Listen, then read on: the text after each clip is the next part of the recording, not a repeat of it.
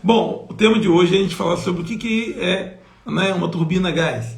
Então, muita gente já trabalha no ramo, já conhece como é que funciona uma turbina a gás, mas eu acho que é o ponto de partida a gente explicar sobre esse equipamento fabuloso. Deixa eu dizer uma coisa para você.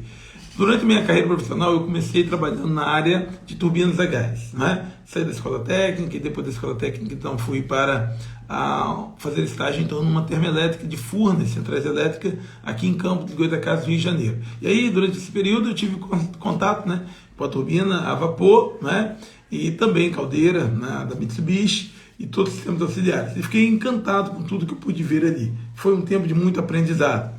E aí eu achei que minha vida toda, né, eu estou falando isso de 1997, 98, 99, eu achava que minha vida seria em função disso. Foi através de Furnas, né, que tive o primeiro plano de saúde, tive uma história muito bonita lá, de altos e baixos, uma hora eu conto para você aqui. Mas eu achei que minha vida toda seria trabalhando em uma termoelétrica, trabalhando com turbina a vapor. Mas não levou muito tempo, né, deixa eu acertar aqui o telefone aqui, e aí levou muito tempo, eu tive a oportunidade de crescer lá dentro, né, e aí chegou um momento que eu falei assim, cara, eu não tenho como crescer mais, eu não tenho como subir mais aqui dentro. Eu vi que muitos colegas estavam desenvolvendo, crescendo, mas eu falei, cara, eu não posso imaginar que eu vou passar minha vida inteira aqui. Eu me lembro de ter visto alguma coisa sobre turbina a gás, como o futuro do electrical power, né, que seria a geração energética no Brasil, que teria muito investimento nessa área, e eu fiquei bem entusiasmado sobre isso. Mas achei que seria muito difícil, né? Já que eu era concursado de Furnas, saí de Furnas e então ir para essa área aí. Bom, aprove ao Senhor, né, a Deus, me dar a oportunidade de que então entrar na termoelétrica, né, da antiga El Paso, é uma empresa americana, que ela então construiu aqui uma termoelétrica aqui no Brasil. E aí, com essa termoelétrica aqui no Brasil, eu tive a oportunidade então de começar essa área aí, né, uma área nova, e aí desbravar. Imagine só eu que já tinha, né, aprendido sobre turbina a vapor, agora começar um mundo novo aí com turbina a gás. Confesso a você que durante o primeiro momento deu muito medo, né, muita insegurança, porque era muita tecnologia e era uma máquina muito engenheirada. Eram as LM6000, umas máquinas derivadas do motor CF680, C2, um motor da aviação, então eu ficava muito inseguro. Cara, será que vai dar certo? Será que depois de ter crescido profissionalmente, agora eu vou mergulhar, não é?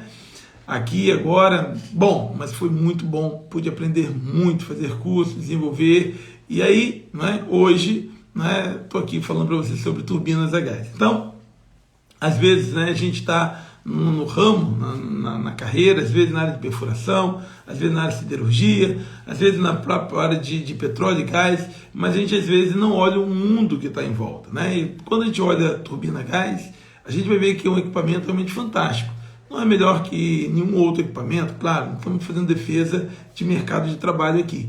Mas dizer que conhecer a turbina a gás me deu uma proficiência, me deu uma capacidade de entender sobre geração, sobre a produção de energia, né? Geração também de potência para a área de petróleo e gás, né? Então, de compressores. Então, me deu muito conhecimento nessa área, o que me fez com que eu desenvolvesse bastante nessa área. Então, é isso que eu quero compartilhar com vocês, né? Talvez você pensa assim, eu nunca ouvi falar sobre turbina a gás. Eu também, quando eu fui para a entrevista, eu nunca tinha ouvido falar sobre turbina a gás. Bom, eu estou falando disso em 2000, 2001, eu tive que pesquisar, né? Não tínhamos internet, não tínhamos YouTube, não tinha canal do Isaías Machado, eu tive que pesquisar alguma coisa para ter noção do que seria uma turbina a gás. Então, para mim, tudo era abstrato, tudo muito diferente, né?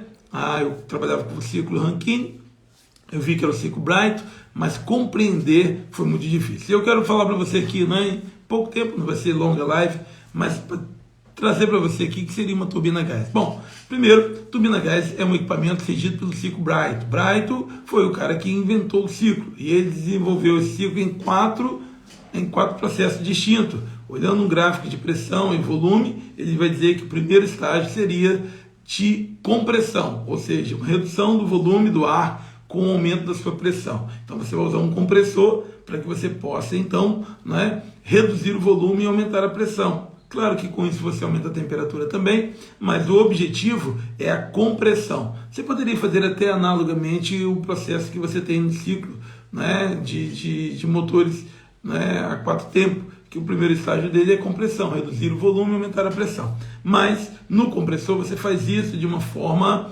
dinâmica, conquanto, né, tenha protótipos ou até mesmo projetos da área de compressores que são alternativos para a turbina a gás.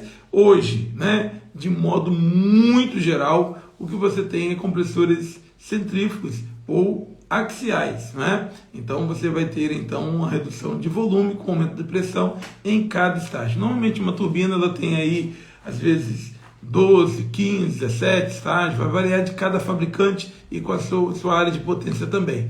Mas o fato é que ele vai reduzir o volume e aumentar a pressão. Esse é o ciclo de compressão. Por isso o compressor é muito importante. E essa fase, o compressor consome muita energia.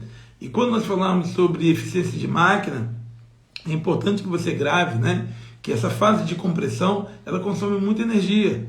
Praticamente aí a metade da energia que você coloca em forma de combustível, ela será exatamente para que o compressor possa trazer ar para a câmara de combustão. Então essa é a primeira fase, compressão. A segunda dela é a combustão, ou seja, se eu comprimir, eu peguei esse ar agora na câmara de combustão. Ela tem vários tipos de câmara de combustão. Temos as câmaras de combustão tubulares, as tubanulares e as câmaras anulares.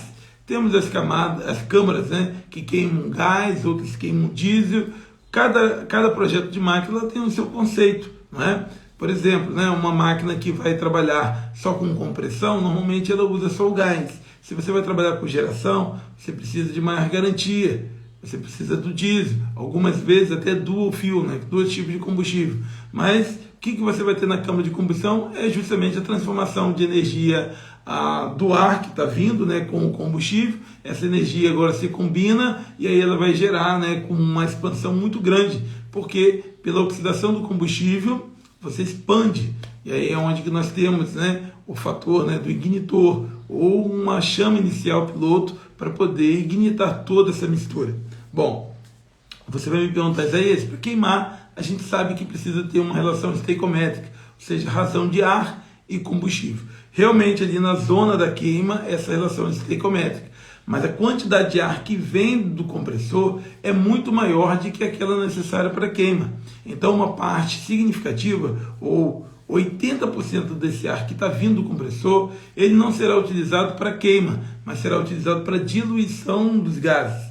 Então eu tenho uma ponta de chama, né, que é fornecida pelo combustível e também pelo ar de atomização ali. Agora o restante ele se mistura com aquela massa de gases e então eles vão incidir sobre as palhetas da turbina.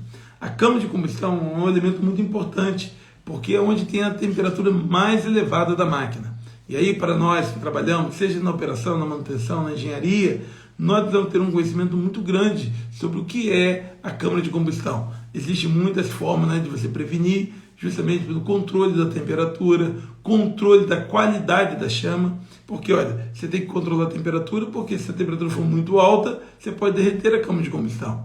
Mas também pode ser que o bico seja sujo ou combustível inapropriado e a chama não seja ela a melhor, ou seja uma queima incompleta naquele local e que vai ter um afterburner ou uma queimadura mais lá na frente. Então, o controle da qualidade da chama também é importante. Você mede isso através do spread. A gente fala em outra live sobre isso, que é um assunto muito temático, muito importante sobre o spread da máquina.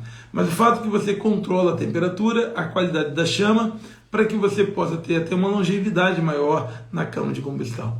Fica uma dica aí, que a câmara de combustão e a seção quente da máquina é a parte mais quente, mais cara da máquina.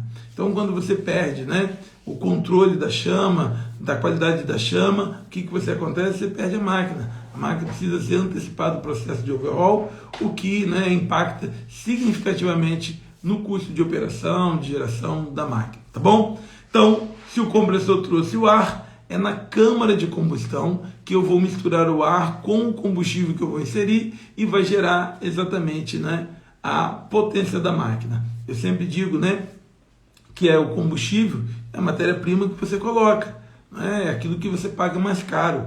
Então a eficiência tem que ser muito boa, porque o combustível não é barato. Algumas pessoas me perguntam assim, Isaías, quanto que é o consumo de uma turbina? Eu dou um exemplo, uma turbina LM2500, uma máquina aí aproximadamente 30.000 HP, ela consome em torno de 7 metros cúbicos de diesel por hora. Imagine 7 caixas d'água daquela grande, né, de 1.000 litros, por hora, para gerar uma turbina dessa. Então o consumo é muito alto, não é? Você que já chora aí para poder encher o tanque de gasolina ou de diesel do seu carro, imagine 7 metros cúbicos, 7.000 litros por hora. Então, o cuidado, né, para que as máquinas sejam eficientes é muito importante, né? É muito importante. Então, a câmara de combustão é onde a gente coloca a energia. Mas aí vem a terceira parte, que é a turbina. O compressor traz o ar, dentro da câmara de combustão injeta o combustível, mas é na turbina que essa massa de gás vai então trocar energia. Agora, o gás acelerado, ele tem muita energia cinética e térmica, ele converte essa energia em energia mecânica. Uma parte dessa energia mecânica vai acionar o compressor e o remanescente vai acionar a carga que eu preciso. Por exemplo, se eu tenho um motor de aviação, ele vai ser a propulsão. Se eu tenho uma turbina para acionar um gerador elétrico, eu vou ter uma turbina de potência que ele vai girar. Mas o fato é que a cada 100 litros de combustível que eu coloco na máquina, uma parte vai ser acionada para trazer o ar e o restante para gerar a carga que eu preciso. Bom, o que é importante a gente salientar aqui? Assim como na câmara de combustão, na seção quente da máquina, ela também é muito vulnerável. Por quê? Porque os gases passam ali em alta temperatura. E muitas vezes, né, o desafio de você ter a resistência mecânica, né, a integridade da máquina, ela é desafiadora. Requer bons profissionais na operação, na manutenção, na engenharia, para que possam diagnosticar possíveis falhas, mau funcionamento e possam corrigir. Sendo uma máquina muito cara, qualquer problema que você tiver, seja no compressor, na câmara de combustão, na turbina, ele tem um impacto significativo sobre a receita e despesa da empresa. Não é? Uma coisa é você ter uma bomba que ela custa 5, 10, 20 mil reais. Outra coisa é você ter uma turbina que custa aí 30, 40 milhões de reais. Então veja que o impacto é muito maior quando você tem então um segmento como esse. E isso é importante a gente saber, porque quando a gente vai falar sobre a qualificação de um profissional de turbomáquina, tem a ver com aquilo que ele faz, com aquilo que ele gera de valor. A gente sempre fala aqui, né? Nada contra um Gol, um Golzinho, um Corsa, né? Um carro 1000. Outra coisa é você consertar, muitas vezes, uma Lamborghini e uma Ferrari. Não estou dizendo, se você é um mecânico de Gol, de Fiesta, claro, igual você tem muitos. E não quer dizer que você não seja bom naquilo que você faz. É excelente. Não é que você deve se desmerecer, mas para que você possa ter uma concorrência naquilo que você faz, olha, é um desafio muito grande. Quando você vai para o mercado que ele é mais seleto, ele agrega mais valor, então normalmente a mão de obra é mais valorizada, né? Então por isso, agora, entre ter um cara que conserta bem um Fiesta e o que não conserta bem uma Lamborghini, é claro que quem conserta bem um Fiesta tem muito mais valor, né? Mas eu estou mostrando que a complexidade de uma turbina, ela requer de um profissionais a capacidade de entender como é que é o funcionamento, como é que é o ciclo Bright, né? Como também como que funciona cada componente. A compressão, a combustão, a expansão, que é na turbina, e por último, a exaustão. Esses gases que saem, então, eles vão ser mandados embora. Eles vão ter, então, um duto de exaustão, esses gases vão embora. Bom, você tem algumas máquinas que são de ciclo aberto, ou ciclo simples, como nós chamamos. Os gases saem em alta temperatura e vão embora. Mas aí, o que seria essa alta temperatura? Muitas vezes 350, 400 graus Celsius. Olha, essa é uma energia que se perde, que poderia ser aproveitada. Por isso existe o ciclo combinado, ou cogeração, que esses gases então vão passar em uma serpentina, vão gerar, né, aquecimento e até mesmo vapor.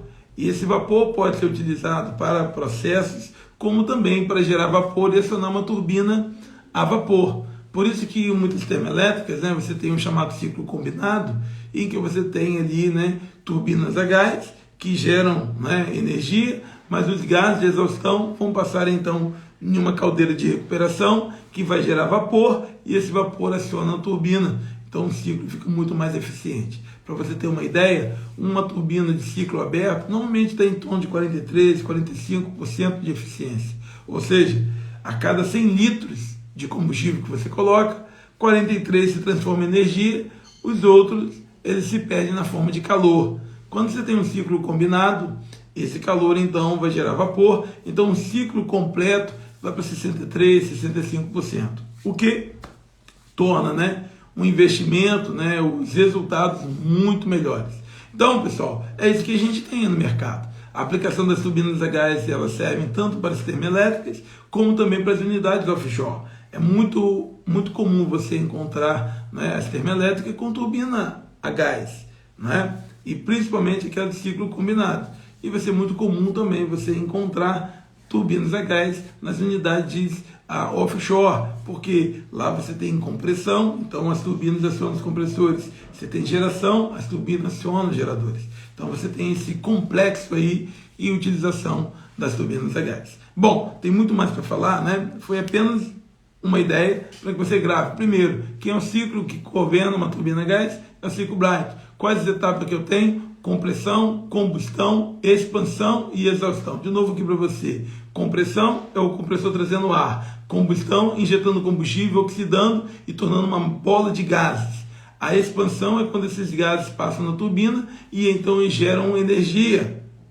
Energia mecânica para trazer mais ar e também para acionar a carga. E a exaustão é quando esses gases são mandados para fora. Pode ser de ciclo aberto ou ciclo combinado com reaproveitamento do calor. Tá bom? Deus abençoe sua vida. Um grande abraço aí.